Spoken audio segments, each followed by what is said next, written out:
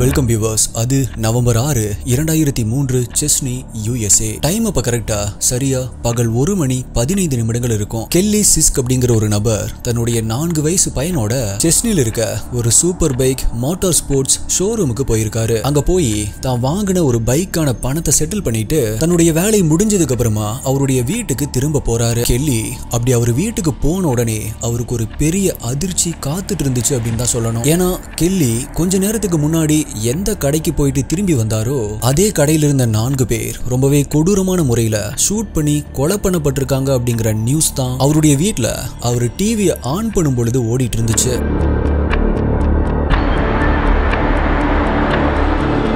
செஸ்னி அப்படின்னு சொல்லக்கூடிய இடம் சவுத் கேரலினால இருக்கிற ஒரு சின்ன டவுன். அங்க பட்ட பகல்ல ஒரே அடியா 4 பேர் ஷூட் பண்ணி கொல்லப்பட்டிருக்காங்க அப்படிங்கறதால அது ஒரு பெரிய விஷயமா மக்கள் மத்தியில ரொம்பவே வேகமா பரவ ஆரம்பிச்சது. அன்னைக்கு என்னாச்சு அப்படின்னா ஒரு 2:30 மணி அளவுல 911க்கு ஒரு எமர்ஜென்சி கால் ஒன்று வந்திருக்கு. அதுல நான் சூப்பர் பைக் ஷோரூம்ல இருக்கேன், இங்க இருக்கிற எல்லாத்தையுமே யாரோ துப்பாக்கியால ஷூட் பண்ணிருக்காங்க, எல்லாருமே ரத்த வெள்ளத்துல இருக்கிறாங்க அப்படின்னு கால் பண்ண அந்த நபர் ரொம்பவே பதட்டத்தோட பேசியிருக்காரு. உடனடியா போலீஸ் அந்த சூப்பர் பைக் ஷோரூமுக்கு போறாங்க.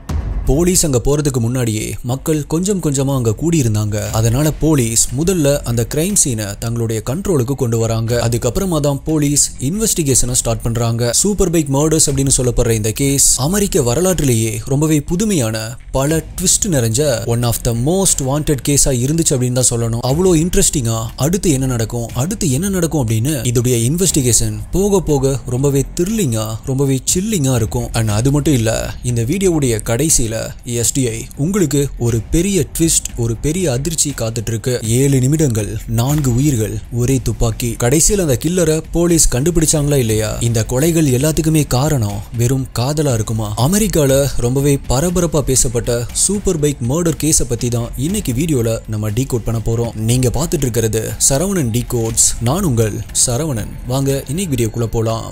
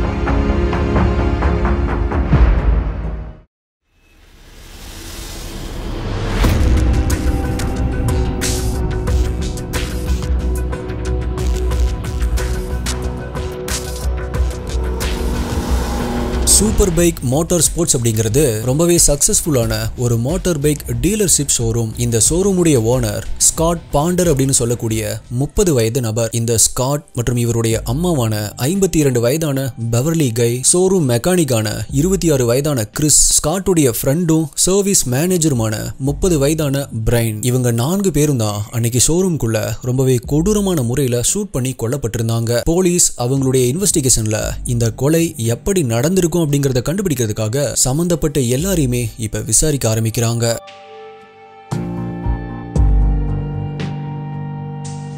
அப்படி அவங்களுக்கு கிடைச்ச இன்ஃபர்மேஷன்ல இருந்து போலீஸ் இப்படிதான் நடந்திருக்கும் அப்படின்னு ஒரு செட் ஆஃப் டைம் லைனை உருவாக்குறாங்க. அதன்படி நான் வீடியோவுடைய ஸ்டார்டிங்ல சொன்ன கெல்லி சிஸ்க் அப்படிங்கிற நபர் அந்த ஷோரூம் மதியம் 1:15 மணிக்கு பணத்தை செட்டில் பண்ணிட்டு வீட்டுக்கு போனதுக்கு அப்புறமா மதியம் 2:15 மணிக்கு அந்த ஷோரூமுடைய ஓனரான ஸ்காட் தன்னுடைய மனைவி மெலிசாக்கு கால் பண்ணிருக்காரு. எனக்கும் போலவே பேசிட்டு லவ் யூ பாய் அப்படின்னு சொல்லிட்டு அந்த போனை கட் பண்றாரு. கரெக்டா அப்போ ஸ்காட்டுடைய ஃப்ரெண்டும் அந்த ஷோரூமுடைய மேனேஜருமான பிரைன் அந்த ஷோரூம்குள்ள வராரு. அது வரைக்குமே ஸ்காட்டும் அந்த ஷோரூமுடைய மெக்கானிக்கும் தான் உள்ள இருந்திருக்காங்க.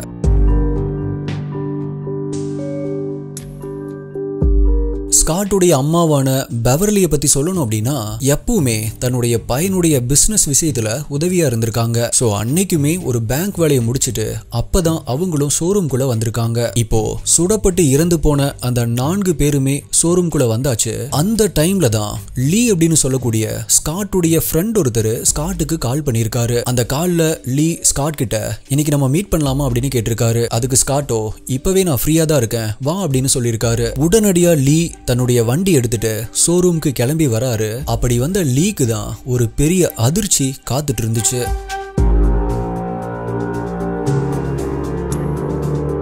சோ அப்படி ஷோரூமுக்கு வந்த லீ தன்னுடைய வண்டியை பார்க்கிங் போடும்போது பார்க்கிங்லயே தன்னுடைய ஃப்ரெண்ட் மற்றும் அந்த ஷோரூம் உடைய ஓனரான ஸ்காட் மற்றும் பிரைன் அங்க கீழே விழுந்து கிடக்கிறத பாக்குறாரு. அப்படி பார்த்த உடனே ஆரம்பத்துல இவனுங்க நம்மள பிராங்க் பண்றானுங்க அப்படின்னு நினைச்சிட்டு கீழே விழுந்து கிடந்த பிரைனை சும்மா தட்டி நடிச்சது போதும் எந்திரி அப்படின்னு சொல்லியிருக்காரு. பட் லீ எப்போ அங்கிருந்த ரத்த கரைகளை பார்த்தாரோ அப்போ அவருக்கு இதோடைய சீரியஸ்னஸ் புரிய ஆரம்பிச்சிருக்கு. அப்படியே உள்ள போய் பார்த்தப்ப ஸ்காட்டுடைய அம்மா பெவர்லி அங்க ரெஸ்ட் ரூம் பக்கத்துலயும் மெக்கானிக் அவர் வேலை பார்த்துட்டு இருந்த பைக் பக்கத்துலயும் இறந்து கிடக்கிறத பார்த்திருக்காரு.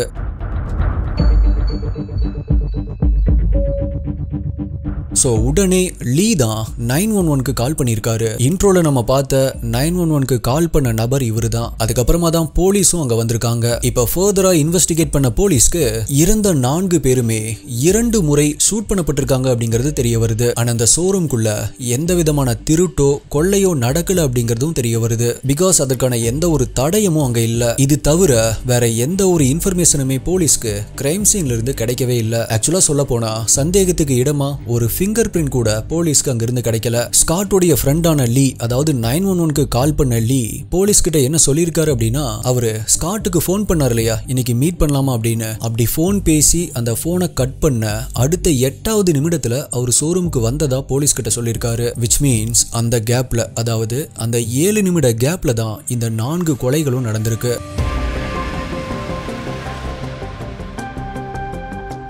இப்படி அந்த 7 நிமிட கேப்ல அவங்களுக்கு என்ன நடந்திருக்கும் அப்படின்னு போலீஸ் விசாரிக்கும் போது எந்த ஒரு லீடுமே இல்லாம இருந்த போலீஸ்க்கு இந்த சம்பவம் நடந்து கொஞ்ச நேரத்துக்கு அப்புறமா ஷோரூம் பக்கத்துல ஒரு ஆணும் பெண்ணும் சந்தேகத்துக்கு இடமான வகையில சுத்திட்டு இருந்ததா ஒரு இன்ஃபர்மேஷன் கிடைக்குது. அப்படி சிலர் பார்த்ததா சொல்லப்படுற அந்த 2 பேருமே இல்லீகலா ட்ரக் பிசினஸ்ல கனெக்டட்ல இருக்கிறவங்க. ஒருவேளை இந்த 2 பேரும் காசுக்காக இந்த கொலைகளை பண்ணிருக்கலாம் அப்படின்னு போலீஸ் முதல்ல சந்தேகப்படுறாங்க. ஆனா சம்பவம் நடந்ததுக்கு அப்புறமா போலீஸ் முதல் முறையா அந்த கிரைம் சீனுக்கு போறப்ப ஷோரூமுடைய கேபின் மேலேயே ஒரு என்வலப் ஃபுல்லாவே பணம் இருந்திருக்கு. சோ காசுக்காக இந்த கொலைகள் நடந்திருந்துச்சு அப்படின்னா கண்டிப்பா இந்த பணத்தையோ அல்லது அந்த ஷோரூம்ல இருந்த மத்த பணத்தையோ அப்படியே விட்டுட்டு போயிருக்க வாய்ப்பே இல்ல அப்படின்னு போலீஸ் அந்த லீட அப்படியே விட்டுறாங்க. கூடவே இந்த கொலைகளுக்கான மோட்டிவ் கண்டிப்பா காசு கிடையாது அப்படிங்கிற உண்மையும் போலீஸ்க்கு உறுதியாக ஆரம்பிக்குது.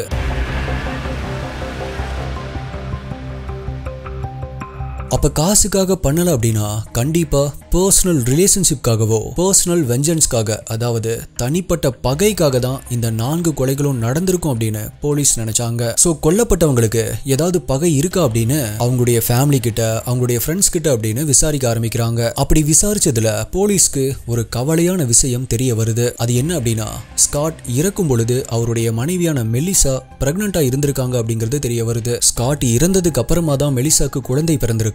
சோ தனக்கு பிறந்த ஒரே குழந்தைய பார்க்காமலேயே ஸ்காட் இறந்து போயிருக்காரு. இந்த விஷயம் வெளியே தெரிய வந்தப்ப எல்லார் மனசுலயுமே ஒரு பெரிய தாக்கத்தையே ஏற்படுத்துச்சு.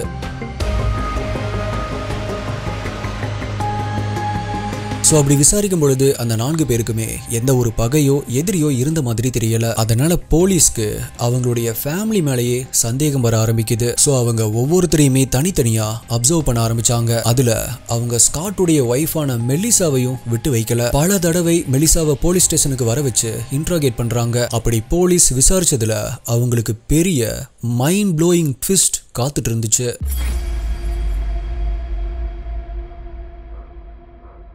மெலிசாவிற்கு குழந்தை பிறந்து கொஞ்ச காலம் தான் ஆகியிருந்ததால இன்ட்ரோகேஷனுக்காக வரும் பொழுது கூடவே அவங்களுடைய குழந்தையும் கூட்டிட்டு வர்றத வழக்கமா வச்சிருந்தாங்க. அப்படி ஒரு நாள் அவங்க வந்திருக்கும் பொழுது அவங்க பையனுடைய டைப்பரை போலீஸ் ஸ்டேஷன்லயே வச்சு சேஞ்ச் பண்ணிருக்காங்க. இந்த கேஸ்ல லீட் கிடைக்காத அப்படின்னு ரொம்ப நாட்களா ஏங்கிட்டு இருந்த போலீஸ் அப்ப ரொம்பவே கிளவரா யோசிச்சு அந்த டைப்பரை மெலிசாவுக்கு தெரியாம கலெக்ட் பண்ணி DNA லேபுக்கு அனுப்பியிருக்காங்க. அதுக்கப்புறமா அந்த குழந்தையுடைய DNAவை கிரைம் சீன்ல கிடைச்ச அந்த 4 பேருடைய DNA கூட மேட்ச் பண்ணி பார்த்திருக்காங்க. பண்ணிருக்காங்க. அதுல வந்த ரிசல்ட் போலீஸ்க்கே ஷாக்கா இருந்துச்சு. அதுல மெலிசாவுடைய குழந்தையுடைய டிஎன்ஏ பிரைன் கூட மேட்ச் ஆகுது அப்படின்னு ரிசல்ட் வந்திருக்கு. விச் மீன்ஸ் எஸ், அந்த குழந்தையுடைய அப்பா ஸ்காட் இல்ல, பிரைன் தான் அப்படின்னு டிஎன்ஏ டெஸ்ட்ல உறுதியாக்கப்பட்டுச்சு.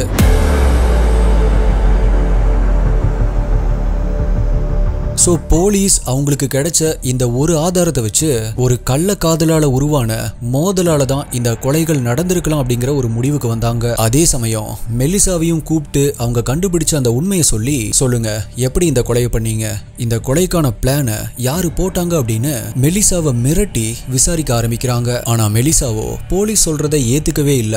பிரைனுக்கும் எனக்கும் நடுவுல எந்த ஒரு கள்ள தொடர்பும் இல்ல, ஸ்காட் தான் என்னுடைய குழந்தைக்கு அப்பா அப்படின்னு தொடர்ந்து எதிர்த்து பேசிட்டே இருந்திருக்காங்க. அது மட்டும் இல்ல, டிஎன்ஏ டெஸ்ட திரும்பவுமே ஒழுங்கா பண்ணுங்க அப்படின்னு போலீஸ் கிட்ட ரிக்வெஸ்ட் பண்ணாங்க. மெலிசா இவ்வளவு பிடிவாதமா இருக்கிறதால போலீஸ் திரும்பவுமே இந்த டிஎன்ஏ டெஸ்ட பண்றாங்க.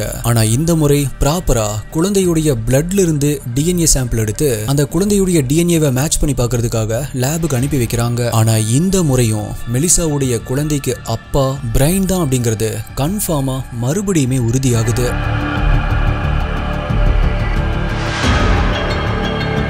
அதுக்கப்புறமா போலீஸ் மெலிசாவை விசாரணைக்காக கூப்பிட்டப்ப அவங்க ஒரு வக்கீல் இல்லாம போலீஸ் கிட்ட நான் பேச தயாரா இல்ல அப்படின்னு சொல்லியிருக்காங்க. இது போலீஸ்க்கு மெலிசா மேல இருந்த சந்தேகத்தை இன்னுமே அதிகப்படுத்துச்சு. இப்ப போலீஸ்க்கு மெலிசாவிற்கும் பிரைனுக்கும் நடுவுல ஒரு அஃபையர் இருந்துச்சு அப்படிங்கறத ப்ரூவ் பண்றதுக்கு ஒரு எவிடன்ஸ் இருக்கு. பட் அந்த கொலைகள் நடந்ததுல மெலிசாவிற்கும் சம்பந்தம் இருக்கு அப்படிங்கறத ப்ரூவ் பண்ண எந்த ஒரு எவிடன்ஸுமே போலீஸ் கிட்ட இல்ல. சோ இந்த சூப்பர் பைக் மர்டர் கேஸ்ல எந்த ஒரு எவிடன்ஸுமே இல்லாம நாட்கள் நகர ஆரம்பிக்குது.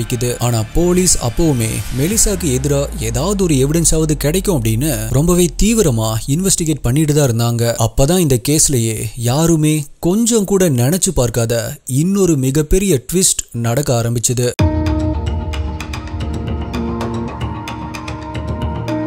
நான் ஏற்கனவே சொன்ன மாதிரி போலீஸ் இந்த கேஸ்ல தொடர்ந்து ஒர்க் பண்ணிட்டு இருந்தப்போ ஏதோ ஒரு கட்டத்துல பெவர்லி, அதாவது ஸ்காட்டுடைய அம்மாவுடைய டிஎன்ஏவையும் மேட்ச் பண்ணி பார்த்திருக்காங்க. அப்போ அது ரெண்டுமே மேட்ச் ஆகல. விச் மீன்ஸ் ஸ்காட் பெவர்லியுடைய பையனே இல்ல அப்படின்னு அதுல ரிசல்ட் வந்துச்சு.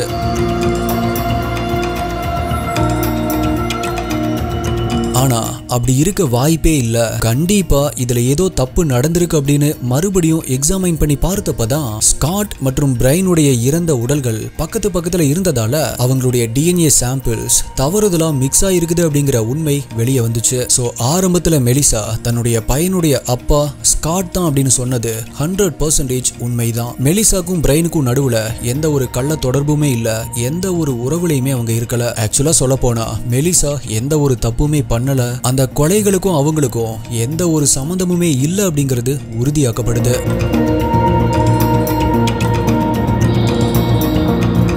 இப்ப போலீஸ்க்கு மெலிசா மேல் இருக்கிற சந்தேகம் போச்சு அப்படிங்கறதால இந்த கொலைகளை யாரு பண்ணிருப்பா அப்படிங்கிற கேள்வி மறுபடியுமே வர ஆரம்பிச்சது. அதனால போலீஸ் திரும்பவுமே இந்த இன்வெஸ்டிகேஷனை முதல்ல இருந்து ஸ்டார்ட் பண்ண வேண்டி இருந்துச்சு. ஆனா இந்த முறை வேற மாதிரி ஆரம்பிக்கிறாங்க. நான் இந்த வீடியோவுடைய ஆரம்பத்திலேயே கெல்லி சிஸ்க் அப்படிங்கிற ஒரு நபரை பத்தி சொன்னேன் இல்லையா? அதாவது அந்த ஷோரூம்க்கு தன்னுடைய பையனோட பணத்தை செட்டில் பண்றதுக்காக வந்துட்டு வீட்டுக்கு போயிருப்பாரு. வீட்டுக்கு போய் டிவி ஆன் பண்ணும் பொழுது அதே ஷோரூம்ல 4 பேர் கொடூரமா கொல்லப்பட்டிருந்தாங்க அப்படிங்கிற நியூஸை அவர் பார்த்தாரு அப்படின்னு சொன்னேன் இல்லையா? சோ போலீஸ் இப்ப அவர்கிட்ட இருந்து இந்த முறை இன்வெஸ்டிகேஷன் ஆரம்பிக்கிறாங்க.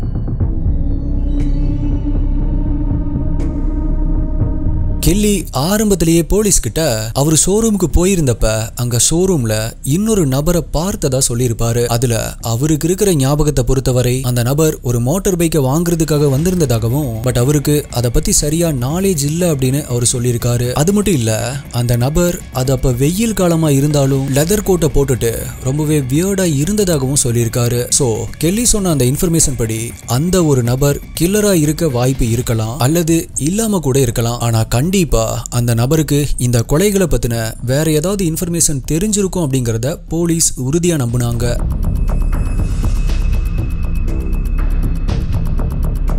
அதனால கெல்லி மூலமா அந்த நபருடைய அங்க அடையாளங்களை கேட்டு ரஃபா ஒரு ஸ்கெட்சை வரைஞ்சு அந்த குறிப்பிட்ட நபரை தேடி ஒரு நோட்டீஸை பப்ளிஷ் பண்றாங்க. ஆனா அன்பார்ச்சுனேட்லி அதுக்கப்புறமா 10 வருடங்களாகியுமே இந்த கேஸ் சம்பந்தமா வேற எந்த ஒரு லீடோ அல்லது அந்த நோட்டீஸ் சம்பந்தமா எந்த ஒரு லீடோ இந்த மாதிரி எதுவுமே போலீஸ்க்கு கிடைக்கவே இல்ல. Super bike motor sports murder case ஒரு அன்சால்வ்ட் கோல்டு பிளட்டட் மர்டர் கேஸா மாற ஆரம்பிச்சது.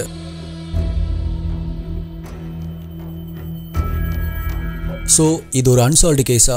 இதோட கேஸ் முடிஞ்சதா அப்படின்னு கேட்டா எஸ், அப்படி முடிஞ்சிருக்க வேண்டிய ஒரு கேஸ் தான். ஆனா நான் ஸ்டார்டிங்லயே சொன்ன மாதிரி எஸ்டிஐ உங்களுக்கு ஒரு ட்விஸ்ட் இருக்கு அப்படின்னு சொன்ன இல்லையா? சோ இந்த கொலைகள் நடந்து 13 வருடங்கள் கழிச்சு, அதாவது 2016ல இவ்வளோ வருடங்களா இருட்டில் இருந்த மர்மம் வெளியே வந்துச்சு. இந்த கேஸுடைய மர்மமான கொலையாளியும் வெளியே வந்தான்.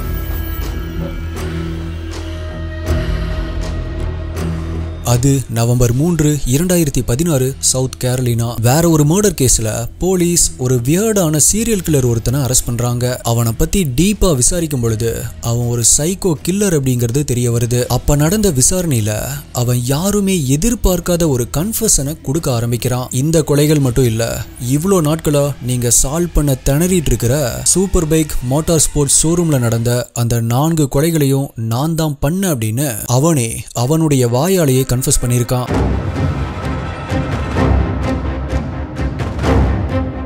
ஆனா ஆரம்பத்துல இத கேட்ட போலீஸ் கூட அதை நம்பவே இல்ல. இவன் மக்களுடைய அட்டென்ஷனை பெறுவதற்காக இவன் பண்ணதான் பொய் சொல்றான் அப்படின்னு தான் போலீஸே நினைச்சாங்க. ஆனா அந்த சூப்பர் பைக் மர்டர் கேஸ்ல போலீஸ் பப்ளிக் கிட்ட சொல்லாத, பப்ளிக்கா வெளியிடாத பல கிரைம் சீன் டீடைல்ஸ அவன் பக்காவா போலீஸ் கிட்ட சொல்லியிருக்கான். ஈவன் எத்தனை புல்லட்ஸை யூஸ் பண்ணி அந்த கொலைகளை பண்ணது, அதுல இருந்தது என்ன டைப் ஆஃப் புல்லட் அப்படின்னு இது எல்லாத்தையுமே பக்காவான டைம்லைனோட சொல்லியிருக்கான். அப்படி அந்த சைக்கோ கில்லர் யாரு அப்படின்னா அது வேற யாரும் இல்ல, நம்மளுடைய எஸ்டி இன்வெஸ்டிகேட்டர்ஸ்க்கு தெரிஞ்ச ஒரு பெயர் தான். அவனுடைய பெயர் டாட் கொல்ஹேப். இன்னும் தெளிவா சொல்லணும் அப்படின்னா மக்கள் அவனுக்கு வச்ச பெயர் அமேசான் ரிவ்யூ கில்லர்.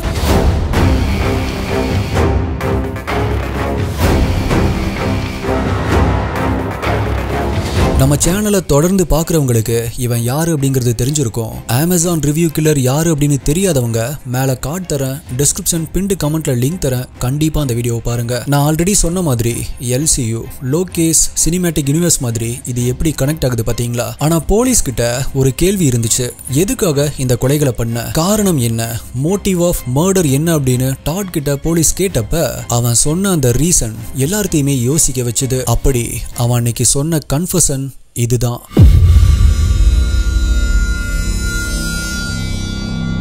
2003வது வருடம் டாட் ஸ்காட்டுடைய மோட்டார் பைக் ஷோரூமுக்கு ஒரு சுசுகி மோட்டார் பைக்கை வாங்குறதுக்காக போயிருக்கான். ஆனா அதை வாங்கினதுக்கு அப்புறமா அந்த மோட்டார் பைக்ல டாடுக்கு அவ்வளோ எக்ஸ்பீரியன்ஸ் இல்ல, அதை கரெக்டா அவனுக்கு எப்படி யூஸ் பண்றது அப்படிங்கிறது தெரியல. அதனால அந்த பைக்கை ரிட்டர்ன் பண்றதை பத்தி பேசுறதுக்காக திரும்பவுமே அந்த ஷோரூமுக்கு போயிருக்கான். அப்ப அந்த ஷோரூம்ல டாடுக்கு இந்த பைக்ல எந்த விதமான எக்ஸ்பீரியன்ஸ் இல்ல அப்படிங்கறத தெரிஞ்சுக்கிட்டு அந்த விஷயத்தை வச்சு ஷோரூம் ஓனரான ஸ்காட் மற்றும் அந்த ஷோரூம்ல இருந்தவங்க டாட ரொம்பவே சிரிச்சு கிண்டல் கேலி பண்ணிருக்காங்க. அது மட்டும் இல்ல, இப்படி ரிட்டர்ன் பண்றதுக்காக வச்சிருந்த அந்த பைக்கும் கொஞ்ச நாட்கள்லயே திருட்டு போயிருது.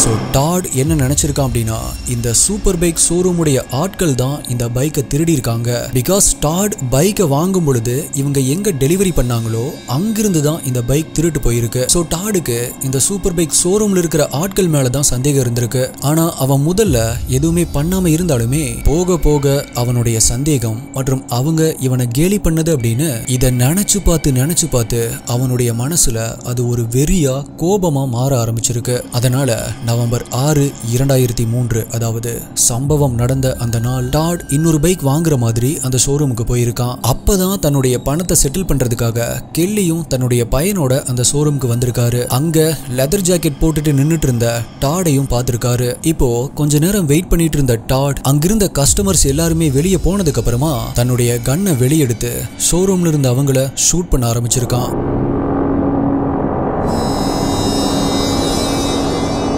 முதல்ல அங்க இருக்கிற யாருமே தப்பிச்சிடக்கூடாது அப்படின்னு அவசரத்துல 4 பேரையுமே ரொம்பவே வேகமா ஷூட் பண்ணிருக்கான். அதுக்கப்புறமா ரொம்பவே பொறுமையா அப்படி கீழே விழுந்து கிடக்கிற ஒவ்வொருத்தர்கிட்டயா நடந்து போய் அந்த 4 பேருடைய நெத்திலேயே ஷூட் பண்ணிருக்கான். அதுக்கப்புறமா அங்கிருந்து கிளம்புனவன் அவனுடைய வீட்டு பக்கத்திலேயே இருக்கிற ஏதோ ஒரு குப்பையில அந்த கன்னை டம்ப் பண்ணிருக்கான். சோ டாட் சொன்ன இந்த வாக்குமூலத்துக்கு அப்புறமா மேலும் 4 கொலைகள் பண்ணதற்கான குற்றமும் பதிவு செய்யப்படுது. நீங்க அமேசான் ரிவ்யூ கில்லருடைய வீடியோல நோட் பண்ணிருந்தீங்க அப்படின்னா உங்களுக்கு தெரிஞ்சிருக்கும். அதுல டாட் கேலாவை அந்த அடர்ந்த காட்டுக்குள்ள ஒரு இடத்துக்கு கூட்டிட்டு போயிருப்பான். அங்க 3 கல்லறைகளை காமிச்சு மிரட்டி இருப்பான் அப்படின்னு சொல்லியிருப்பேன். அந்த 3ல 1 கேலாவுடைய கணவர் சார்லி உடையது. அப்படின்னா மீதி இருக்கிற அந்த 2 கல்லறைகள் யாருடையது அப்படிங்கிற கேள்வி இப்போ உங்களுக்கு வந்திருக்கும். அதை பத்தி டாட் கிட்ட விசாரிச்சப்பதான் அவன் ஒரு சீரியல் கில்லர் தான் அப்படிங்கறத போலீஸ் உறுதியாவே நம்ப ஆரம்பிச்சாங்க.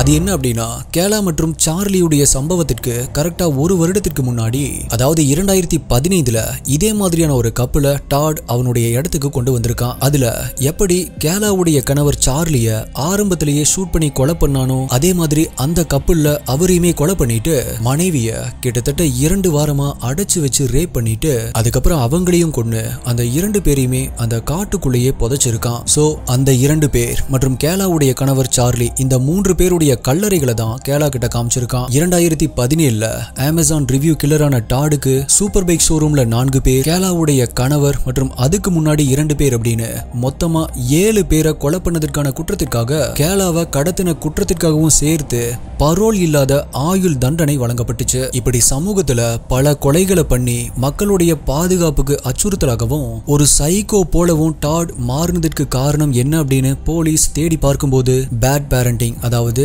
முறையற்ற குழந்தை வளர்ப்பு தான் அப்படிங்கிறது தெரிய வந்திருக்கு. நம்ம சேனலை தொடர்ந்து பார்க்குறவங்களுக்கு தெரியும், நம்ம போடுற மோஸ்ட் ஆஃப் த கேசஸ்ல குற்றவாளி அந்த குற்றத்தை செய்ய காரணமா இருக்கிறது பேட் பேரண்டிங் தான். ஒரு குழந்தை சரியான முறையில வளர்க்கப்பட்டிருந்தாலே சமூகத்துல பல குற்றங்கள் இல்லாமலே போயிரும். இந்த உண்மையை எல்லா பெற்றோர்களும் உணர்ந்துட்டாவே போதும், ஃபியூச்சர்ல இந்த மாதிரியான சம்பவங்கள் கம்மியாக ஆரம்பிக்கும். ஸோ எஸ்டி இன்வெஸ்டிகேட்டர்ஸ், இந்த வீடியோவை பத்தி உங்களுடைய கருத்து என்ன? இந்த வீடியோல நிறைய ட்விஸ்ட் அண்ட் டர்ன்ஸ் இருந்திருக்கும் அப்படின்னு நினைக்கிறேன். அது எல்லாமே நீங்க எக்ஸ்பெக்ட் பண்ணீங்களா அப்படிங்கறதையும் கீழே கமெண்ட் பண்ணுங்க.